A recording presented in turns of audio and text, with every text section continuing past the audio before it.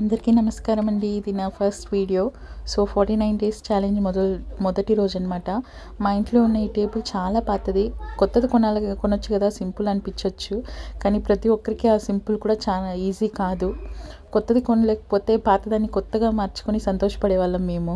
తయారు చేసుకున్న 49 days challenge chat అనమాట. ఎక్కువ హడావిడి లేకుండా, క్రాష్ డైట్స్ లేకుండా, ఫాస్టింగ్స్ కానీ ఎక్స్ట్రీమ్ మెథడ్స్ లేకుండా ఇమీడియట్ మెరాకిల్స్ కూడా నేను ఎదురు చూడట్లేదు.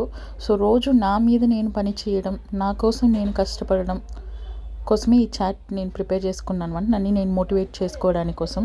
మనకి 1 ఇయర్ నుంచి మనకి జాబ్ లేదనమాట. మనం ఎంత హార్డ్ వర్క్ చేసినా మనకు కొన్నిసార్లు ఫలితం లేట్గానే వస్తుంది. మనం ఏం చేయలేము. ఇలాంటి టైంలోనే మనకి మనం వర్త్లెస్ కదా, యూస్లెస్ కదా, ఎందుకు పనికిరాము అన్న ఫీలింగ్స్ వస్తుంటాయి. సో ఇలాంటి టైంలో మనుషులు దూరంగా ఉంటారు, కానీ దేవుడు మాత్రం మౌనంగా మనతోనే ఉంటాడు.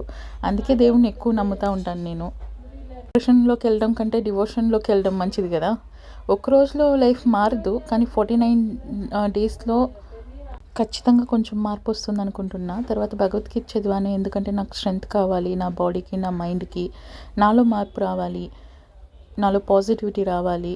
అందుకోసం అనేసి పైథాన్ వీడియోస్ కూడా చూశాను. ఎన్రోల్ అయ్యాను కోర్స్ యూడమీలో. కానీ నాకైతే ఈ కోర్స్ అయితే not up to the mark అనిపించింది. ప్రోటీన్ కోసం పన్నీర్ తీసుకున్నా. సో నేను ఈ పైథాన్ వచ్చి యూట్యూబ్లో కొంచెం బేసిక్ లెవెల్ చదివి తర్వాత ఇది స్టార్ట్ చేస్తా కోర్స్.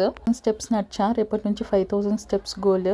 Food goal 2200 calories. ఈరోజు నేను 20 నిమిషాలు వాక్ చేసా. Goal 30 minutes.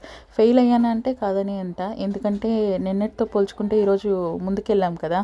ఇది నా రోజు. నేను చాలా 100% హ్యాపీగా లేను, కానీ నేను స్టార్ట్ చేశానన్న దాని గురించి నేను ప్రౌడ్గా అయితే ఉన్నాను.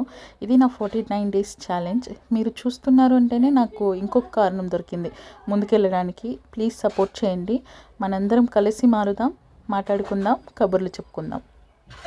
Please do subscribe guys.